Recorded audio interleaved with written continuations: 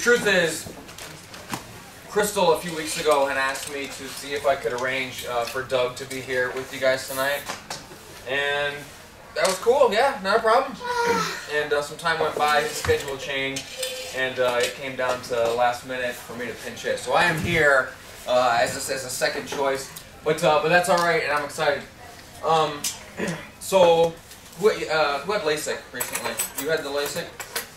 LASIK, the day I had LASIK surgery was the first day that I did anything on the radio. I was I just served a Mormon mission. I was a couple months home. I had started this little real estate company, kinda, and I bought radio advertising at a station back in New York, and I was terrible at selling real estate. But the radio commercials were pretty good. And out of nowhere, out of the blue, I got a call from this guy named Lloyd Lane, who he owned and managed a country western AM radio station in upstate New York. Trailer, middle of a farmer's field, big transmitter, that's the radio station. And anyway, so LASIK ties into this. He says, hey, can you come by Wednesday, 4:30, and we'll chat and see if maybe there's something you could do over here. I had LASIK surgery that morning at 9. Yeah, so I had the surgery, I had to keep the eyes closed for 5 hours after that, and no one was home. I was by myself. I put those glasses on the side, and I drove the whatever 10 miles over to the radio station, and I thought, I can't take these glasses off. You know, I'm gonna ruin the flaps they warn you about. The flaps you'll lose your LASIK. And so I wore the glasses in, and everyone's giving me funny looks as I'm walking down the hallway to the boss's office, and to my luck, the boss, Lloyd Lane, was a blind guy himself, couldn't see that I had these things on. And so that was day one in radio for me. The day I got LASIK. Anyway, I'm here to talk about the relationship between politics and radio. And the truth is, you know, you see CNN on TV, or you listen to any of the talk show hosts, Glenn Beck or Rush, and you hear all those things, and those folks don't, and me myself, we don't get up each morning saying to ourselves, you know, how can we communicate, you know, what is current and what is new and fresh, and what is it that people need to know. That's a byproduct, and that's a secondary kind of motivator to what it is we do each morning. The truth is, we are, radio specifically, things are different in TV and newspaper, but radio specifically is a friendship. When my job, specifically as a producer of Doug's show, we'll talk about that, I'm responsible for the content of the show. You know, he has his opinions and his views and all that, but in terms of content, what he's going to offer opinion on, what he's going to offer, you know, his views on, I generate all that, or at least seek it out and compile it. And when I'm looking through that, I'm thinking to myself the whole time, not so much is this piece of information important, is this amendment to this House bill, you know, of great importance to the folks. It's if I were to hear this myself, would I be bettered or enriched by it? Or would I appreciate a friend of mine telling me this information? Is this useful to me? Would it better a friendship that I have with someone? And so on the radio, you try to become that friend. You know, you try to become that person that is you know, giving tips or giving, you know, any bit of information that principally is designed to strengthen that friendship. And then that gets down, if you break it down even further, we want ratings, so we want a lot of friends, and so we try to do the friendly things. But it really is a friendship thing. And that also you can see in the patterns in radio. You know, at my station right now specifically, it's we have traffic and weather together on the 9s. And there are folks that, you know, maybe yourselves, maybe you count yourself in this group, or maybe you know someone who's like this, who they will absolutely set their watch by when a traffic report is given. And you know, maybe you can relate to this. You get up in the morning, you've got your commute, and you know if you're passing by Cabela's, maybe you work in Utah County, you're passing by Cabela's, If the traffic report has already happened, you're in good shape. If it's still yet to happen, you might be getting to work a little bit late. It's those type of things and the extrapolation of that principle of friendship and familiarity that really is what we base our industry on, or at least I personally try to strive for. Now, to get that back to politics and politics in radio, there are different schools of thought and there are different approaches to it. I've worked for two of the bigger shows that have existed here in Utah. My dad and I worked together, Bob Lonsberry, for about 4 years, and that was an experience. And now I work for Doug Wright, and that's another experience. Now they differ drastically, and they're. I don't want to be presumptuous and say that we have an impact on politics, but I think it's an unavoidable byproduct of what we present as our product, the radio product. So with that said, when I was with my dad, if any of you guys are familiar with him or listened to the show, I hope you did. But if not, I'll describe him. He was a guy with strong opinions, and he wasn't afraid to describe them in detail and explain why he, felt the way that he felt. If this politician says this or makes this decision, they could be friends for 5-10 years going back. But if the decision's not right, he's going to call him out. And that was one characteristic of working with my dad. And if there was a politician he wanted to endorse, he was strong about endorsing him, and he'd say so, and he'd do it repeatedly. And so that, working with a host that's like that, there certainly is an impact, a tangible and a visible impact. Again, I said I don't want to be presumptuous about any of this stuff, but there are certainly folks that would credit that program and my dad as the host for the ousting of Chris Cannon and the election of Jason Chaffetz. Now you can't figure those numbers out. You can't quantify. You can ask and survey and this and that, but you don't know. And anyway, so there are examples of that impact, the political impact that a radio show may have, visible in that fashion. Now, the program I work for now, Doug Wright, if your folks are listeners, maybe you'll understand this, and you may disagree with me on this one, but let me explain as someone who's with them 5, 6, sometimes 10, 12, 15 hours a day. His approach to it is this. He's got opinions, and he's got ways of presenting things, but he tries to be, I'm going to say predictable, but I think maybe if you think about that in terms of radio, you might bring with it some negative connotations. It's not exactly accurate.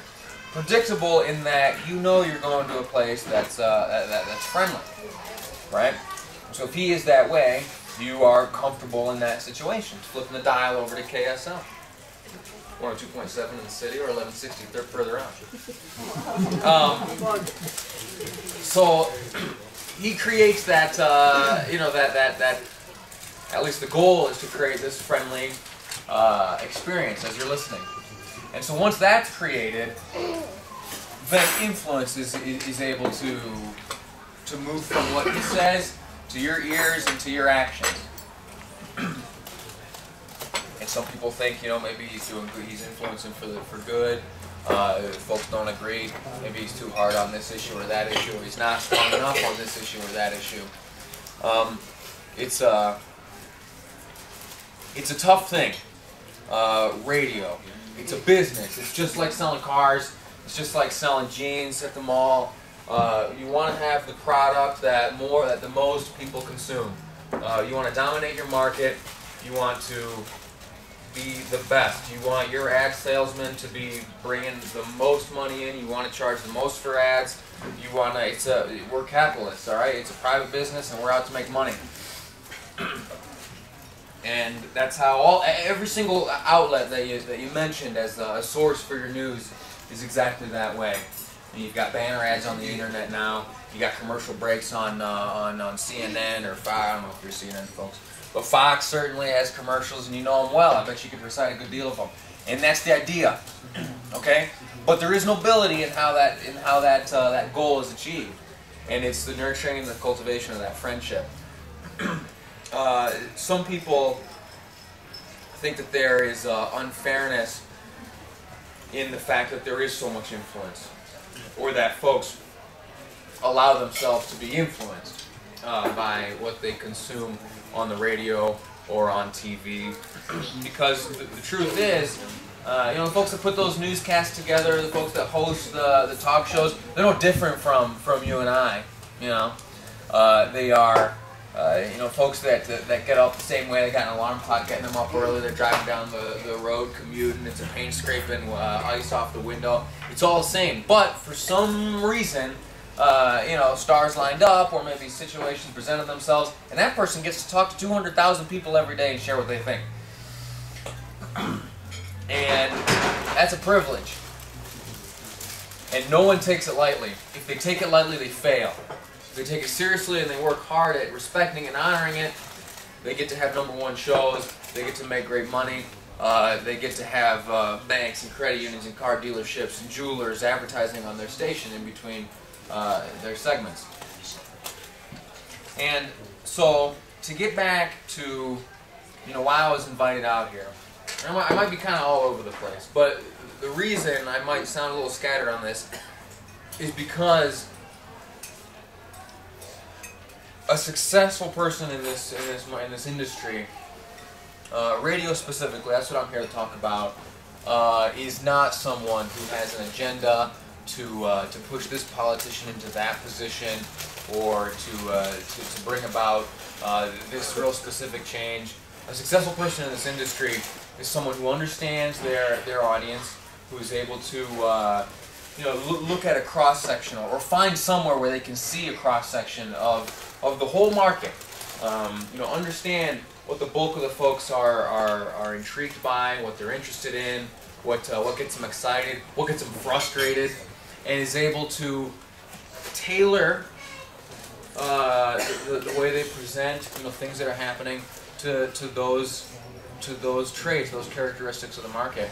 And I use the word tailor, and maybe a better description would be not to tailor, but rather someone who is a reflection of that cross-section. If you are that person and you're able to speak in a fashion that 99% of the folks who are listening, or could potentially be listening to you, are intrigued, agree, disagree, or are, you know, strongly moved by what you say, then you're going to have some influence.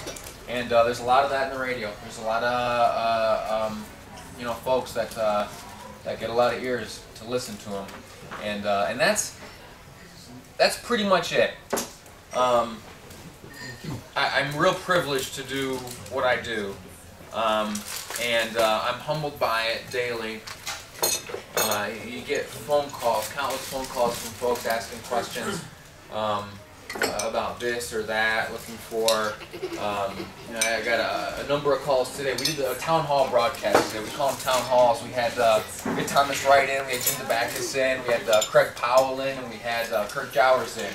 The idea was to communicate to as many folks that would listen as completely as we could, how to get involved in the caucus system, how to, you know, find out where you're going to be meeting, what's going to happen there, what the impact of what you do in that setting will be, and we just essentially open up that door. And I felt bad. I overlooked a huge thing, and it was brought to my attention right away afterwards. I think someone mentioned the website, utahgop.com. UTGOP. What, UTGOP? UTGOP.org? Or slcogop.com. We had it written down, so we didn't get it wrong earlier today.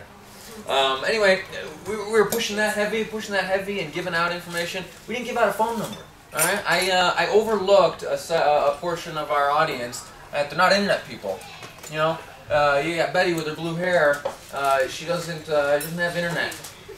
And so afterwards, my desk phone starts ringing, and it's all folks, you know, the older folks. You can hear it in their voice. We don't do internet. Where am I gonna? And I felt terrible. I felt bad, but I answered every single one of those phone numbers, or every one of those phone calls, and I gave them the number to headquarters. And anyway, tomorrow we'll make that good. Anyway, it's little things like that that keep you sharp, you know, and give you a sense of who you're listening to, or who's listening to you rather, who's consuming the product that you put together each day.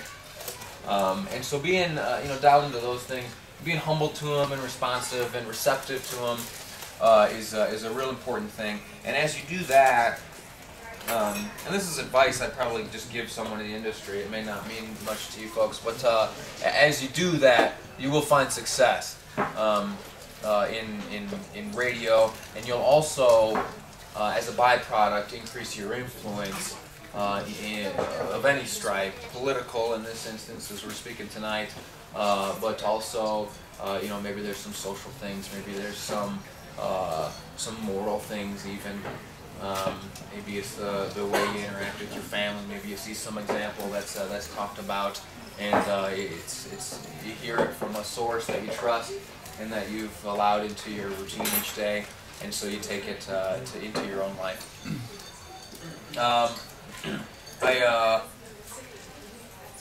That's it. That's all I got for you. I will answer all the questions you may have. And I'm not sure if this is the time for that. Yeah? Yeah, absolutely. Let's say you are a politician or you work for a politician. What's the best way to get on one of your shows, one of your segments? Okay. Each show producer is different. You know, I have my answer. We call Becky Bruce, who produces the morning news for Grant and Amanda. She'll give you a different answer. Mark Jude produces afternoon news, KSL specific I'm talking, and then you jump over to KNRS, you talk to whoever they've got producing Rob these days. It'll give you different answers. My answer is this.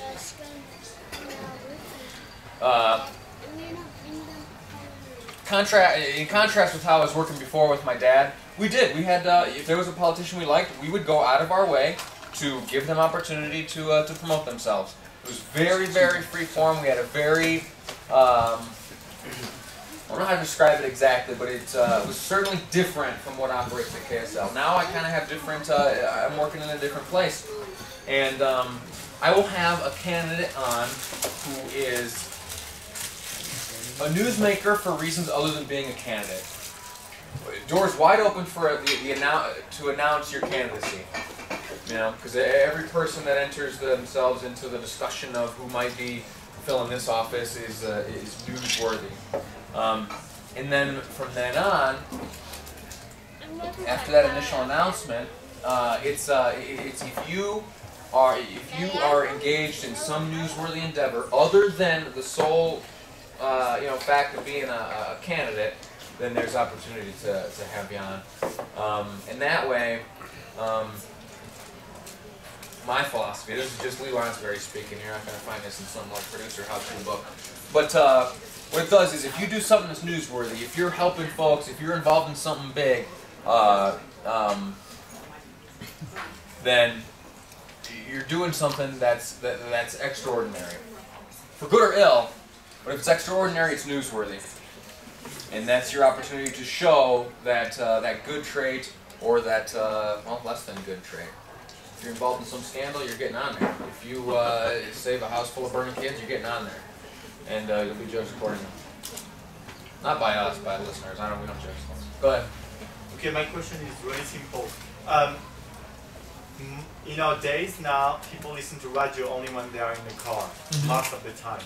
And usually it's for like a short period of time. You take your car, you go to your job, you listen to radio. Yeah. How do you want to catch the attention of people on politics when this is the morning usually, or the afternoon when they're going home after their job? How do you catch people, you know, the intention to talk about politics on radio in this, you know? And I mean, for me, internet or television will be like a support, more adequate to talk about politics than radio channel. Here's the thing. That's a great question. That there are people being paid millions of dollars to run these big radio corporations asking themselves that same thing every day. And we, all of us, at every moment, are asking ourselves that exact same thing. And if we are able to look back over the past 15 minutes and we say, I don't think we did that, then we're reevaluating at every moment. Now, to answer your question as best I can, there are kind of two things, or two different scenarios where that question needs to be applied. Number one, it's in news radio, which is a news program where it is just the reading of 30-second news stories that has traffic and weather all built in, and then there's like a feature of maybe 90 seconds where someone from, let's say, ABC News Radio calls in and we interview them, or we have a guest or something like that. But a news-centric program, it is paying close attention to the way those stories are written. You want to have an arc to it. You want to have aspects of the news story itself that are going to grab the person listening, and you're going to deliver it in quick bursts of time. I lately was given responsibility of creating something called the KSL National News Desk. That is a new position there at the station, and that person's job is solely keeping their eyes on national news. And they do not have much time to deliver all the national news. We have one. This is just to illustrate that like quick amount of time, or that short amount of time that we are able to, hold on to a listener. 5 stories in 90 seconds, and if you break that down, it's not much time to get through these stories. And we found that that's about the attention span we get. We can count on at least one of those stories getting told to the listener, start to finish. But the goal right now for that, just that National News Desk, is 5 stories delivered in 90 seconds. So the impact of that, you said like it needs to be quick. So the impact of people hearing one thing about one politician is not like really high. This is what I'm saying, what I'm trying to understand. Yeah, I hear you. There's big focus on like the overall brand power of a station. If we are able to, in the, we'll call it packaging, the sound before and after a story, if that's able to be something that's strong and compelling and sharp and professional sounding, it's going to get folks more in tune with that station overall. And then what we're going to do is, not long after that, invite them to listen to our talk programming, like the show that I produce. And then that is going to be able to treat that story in long form. It's going to invite callers to call in.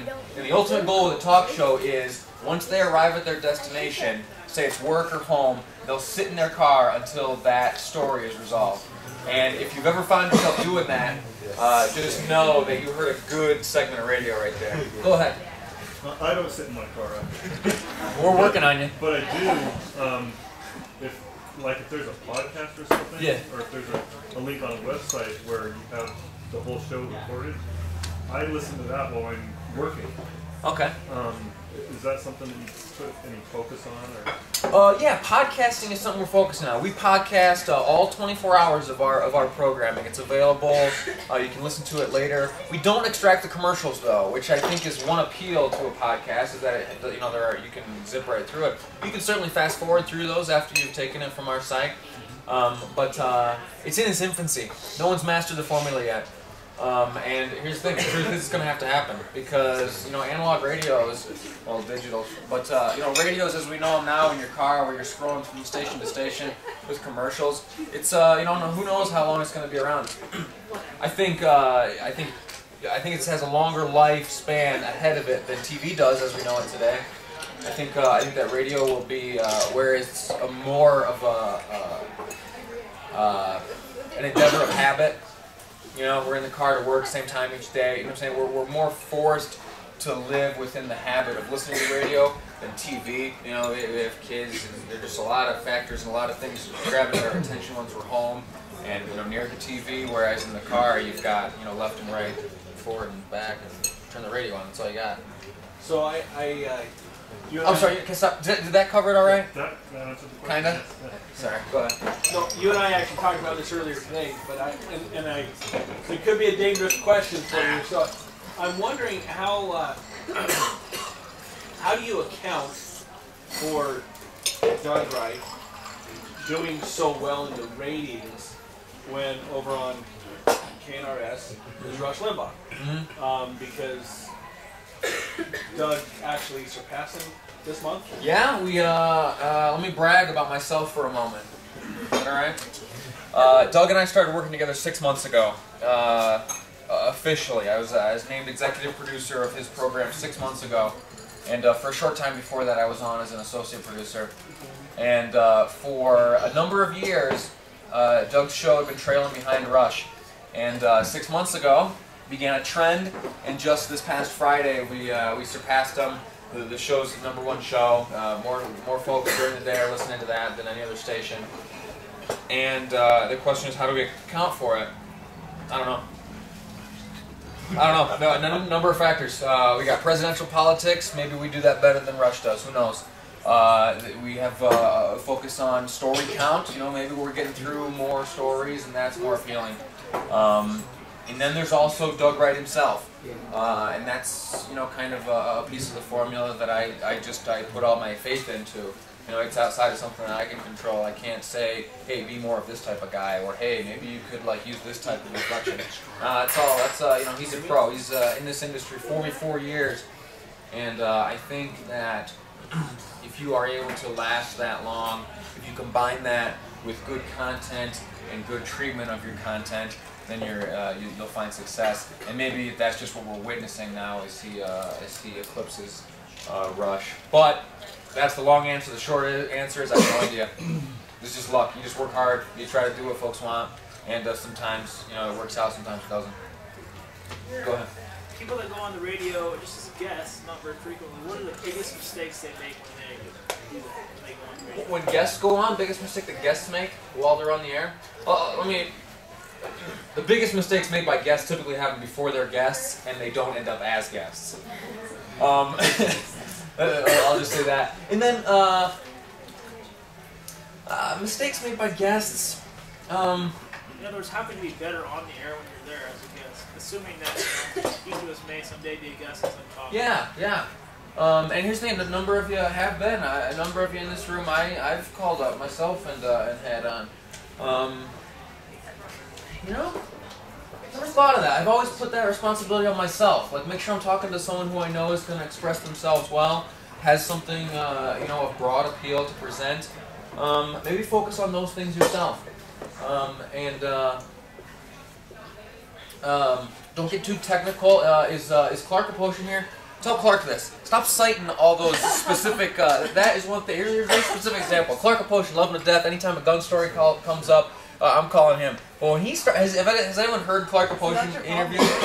What's that? I usually call me, and I don't know those statistics, so I wouldn't say anything. Not statistics, but like Code. Yeah, code. Exactly.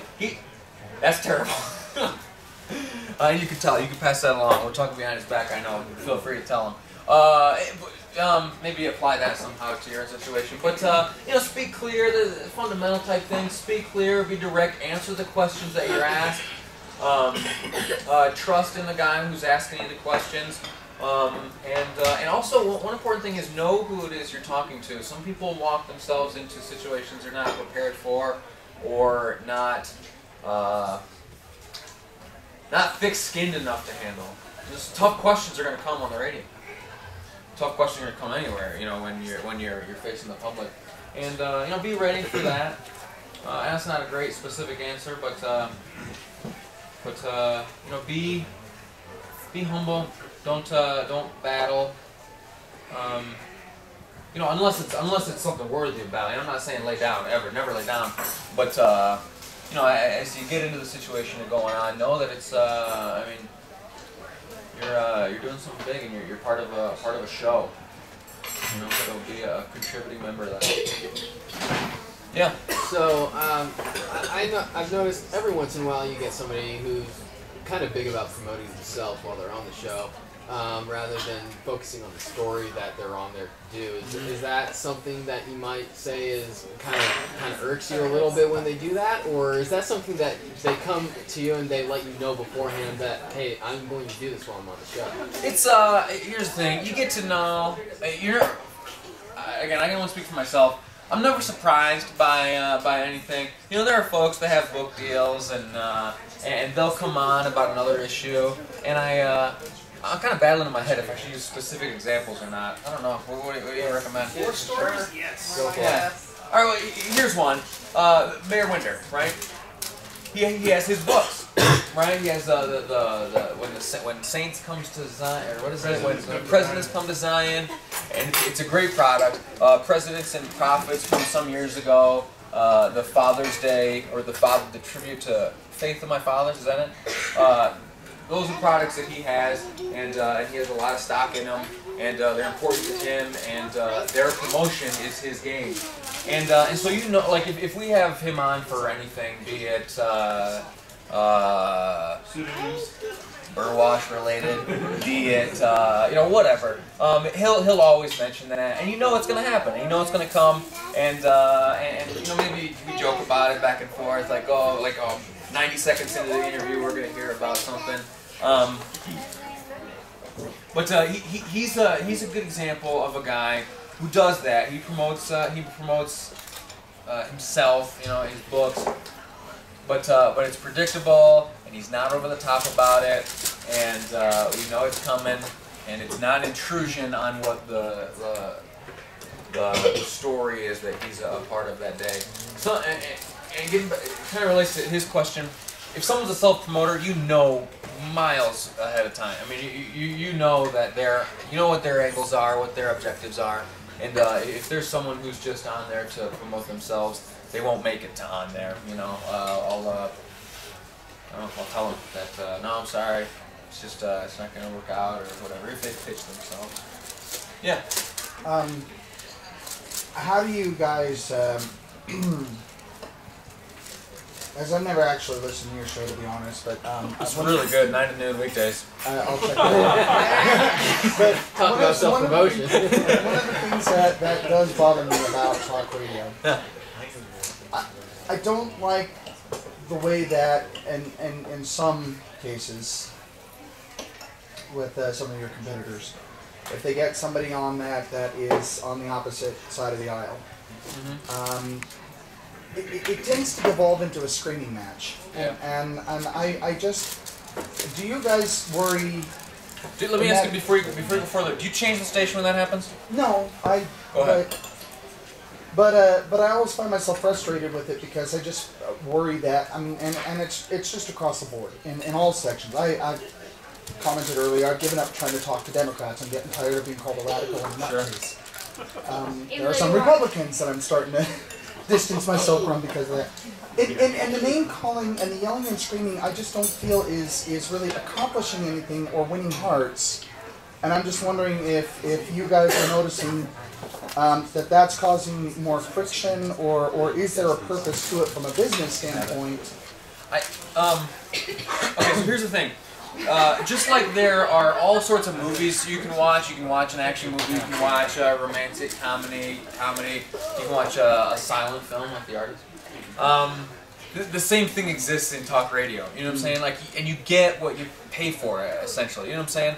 And these folks that get their big names, they do so because they are identifiable, and whatever that identifier is attractive to a certain type of person. And so, is it divisive? Yeah, probably. I mean, is it something that has the potential to cause conflict? Yeah, and more than potential, it does. You know, that's something that exists, and it's a tool. It's not on accident. It's not just like some accidental trade. It's a tool. Okay. And I don't mean I've held back from making comments about Glenn or Rush or Hannity or any of the the lower tier guys, because they're competitors of mine, and it'd be tough for you guys to take it objectively from me. But those guys have tools in their toolbox, and they're putting them to use. And it's not like a gotcha question, but you didn't turn away. You don't tune away, do you?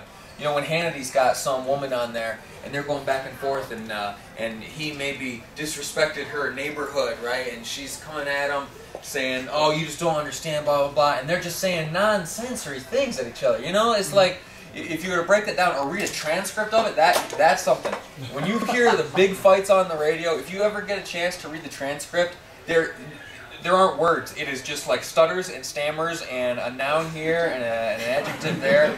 It's there's no content to it, but you keep listening because it's to some people appealing. And I'll be honest, I get into it sometimes. When I was with my dad over at KNRS for those years, some of our best stuff was when he was going at it. I can remember the first time I ever stopped being a producer while at work and became a listener was during the Chris Cannon and Jason Chaffetz election. And it was my dad and Chris Cannon. And my dad sunk down right, I'm sure, to that level that you described, starts calling him Chrissy. He's like, "Chrissy, why do you blah, blah, blah? Chrissy, why do you blah, blah, blah, blah?" And Chrissy is getting angry. One and only time I've ever had to use the dump button. And the dump button is someone throws out a word that FCC doesn't like us airing. And anyway, that day I heard Chrissy tossed it out, I hit the dump button, that just cleans up those few seconds. And it was it's exciting. Was it productive? Was it like contributory to the conversation? Was it something that was going to better and enrich those listening? Who knows? Probably not. But it was exciting, and I didn't stop listening. And I don't think many folks listening that day turned the radio when Bob and Chrissy went at it. Good old Chrissy. Does anyone know what he's up to these days? Any idea? I saw him a couple weeks ago. He's just working. Yeah? He's working. So, along those lines, because one of the things that, and when I first started video blogging, I came on there and I did what I know. Yeah. But I had a man I very deeply respect come up to me and pull me aside and he says, Dan, I really appreciate what you're trying to say, but don't be obnoxious. Mm-hmm. And is there a market for somebody that, you know, wants to go out there and win the argument intellectually rather than with a lot of yelling and screaming and occasional nouns? Is there a market? Yeah, it's out there. This was a principle I was thinking about on the drive over. And I'm sorry I didn't add it into the beginning, but I'll express it now. Yeah. There really are two ways to win the battle of capturing the market, and you can see those.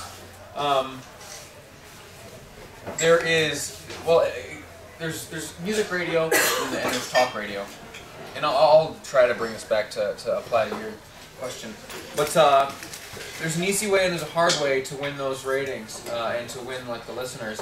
And the easy way is to have like what you described, just like big, loud, like sound effects and a joke here and a punchline and a dig and a jab and whatever. You know what I'm saying? Just really punchy things that are going to appeal to that 18 to 24 demographic because we don't have attention spans, right? And they'll listen. And they will listen until the moment a joke falls flat or a moment a punchline is too long to be reached or the moment the song's not so great. It's a real fickle and capricious audience. But if you're somehow able to accomplish what you're describing, engaging in like an intellectual conversation where it's deep and it's rich, but also with like those noble qualities of humility and understanding and thoughtfulness, then you get an audience that's both forgiving and long-standing. I mean, they'll be with you, you know, and you'll end up with folks like we answered in this question over here. They're driving home from work and there's a topic being discussed, and they'll sit in the driveway until the commercial comes on.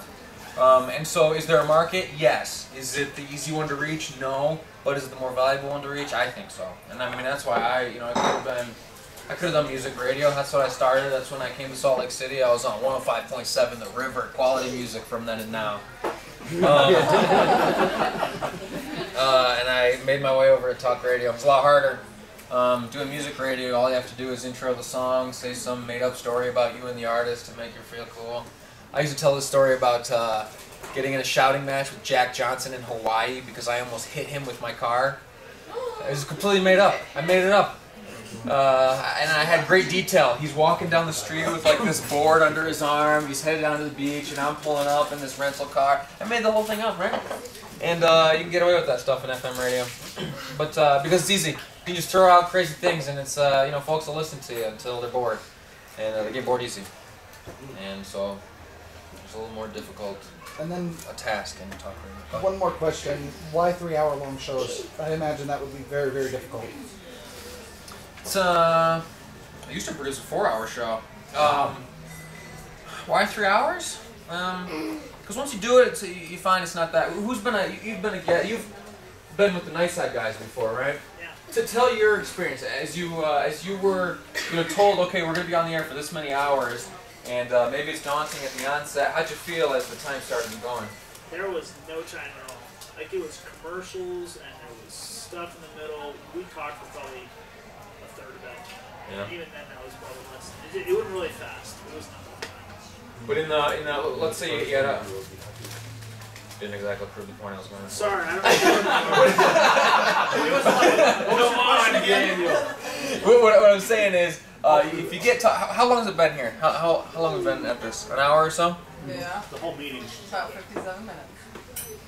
And you and I have probably been talking for 8-10 minutes of that, right? And has it been like a task, a trial to you? No, I didn't even realize the time had passed. Yeah, see, once you get going, and you forget about the fact that, okay, I have 15 minutes of straight talking to fill, once it becomes just something that you're doing and the objectives are not to fill the time, but rather communicate what you have, it ends up flying by really fast. And that's a lesson you learn really, really quickly. Anything else? Yeah, go ahead. And then, question about the advertising side. Yeah. That's an exciting side. I do listen to KSL a lot on my way to the university every morning. Thank you. And I noticed that the advertisers that advertise on your station, they come in pairs. Yeah. You know, Grant and Amanda swear by Les Schwab, and Doug Wright swears by Burt Brothers. Grant and Amanda swear by the Sleep Number Bed, and Doug Wright's an IntelliGel guy, and it seems like they're always in these pairs. Yeah. Why does that happen? Why does that work in radio where I can't think of anything you guys advertise that you don't have, you know, you've got zero res people in the clean radio, you know, they're both heavily advertised. Does that really work for them to have? Here's the thing, they keep coming asking to renew contracts. They keep coming back and they renew the contracts, and you know, we're not going to be able to sell a product of value if that value isn't there. Now, asking me how it works, no idea, but there are, it works. Scott, you advertise, is that right? I do. Tell us about. I'm gonna let everybody the secrets out. Yes, we do a lot of advertising. Now, it's a food storage. Food storage chef. Now there are other Daily Bread's got ads out there. I don't know who that is. It's a 4-letter word in our office, but yeah. But it works, right? Because you know, a different person may be listening at this moment as is listening at this moment, and that's the best answer I can give you. And to prove your point even more, it's funny because we've done advertising on various channels, like we've done soft listening sounds, you know, FM 100. We've done a lot of these things, but talk radio is really, to be honest with you, we spend probably 70% of our marketing budget in talk radio because people are listening, because you have the audience.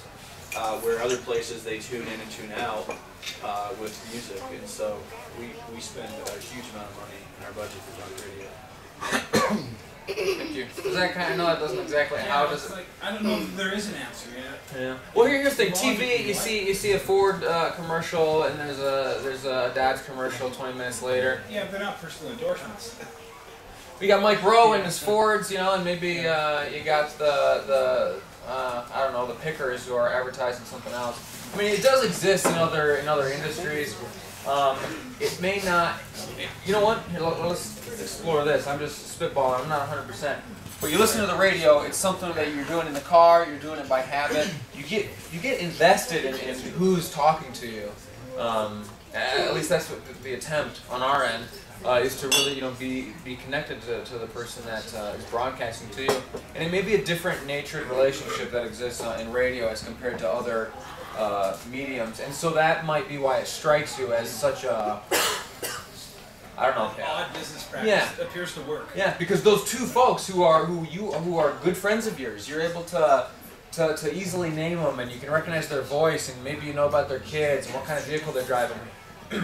You have two people who are your great friends telling you different things about two competing products. Grant and Doug Wright are punched each other in the back room over who sleeps better at night. That's how it is. I fall apart every morning.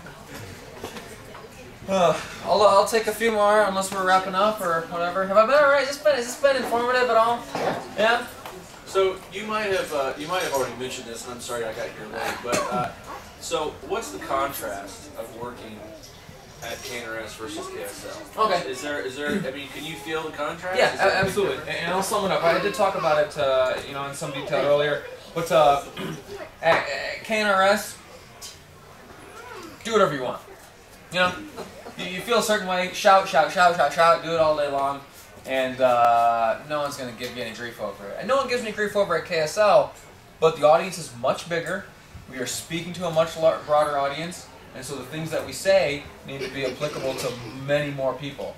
And so what ends up happening in that situation is you end up taking a step further back from issues, and you end up presenting more broad opinions. Whereas at KNRS, with a narrow audience and a smaller audience, you can dial into those folks a little closer and be more specific about the way you personally feel in terms as compared to how you may kind of generally feel and relate to whatever your audience is. Does that make sense? That was kind of wordy, wasn't it? Sorry. Thanks, Lee. Give me a hand.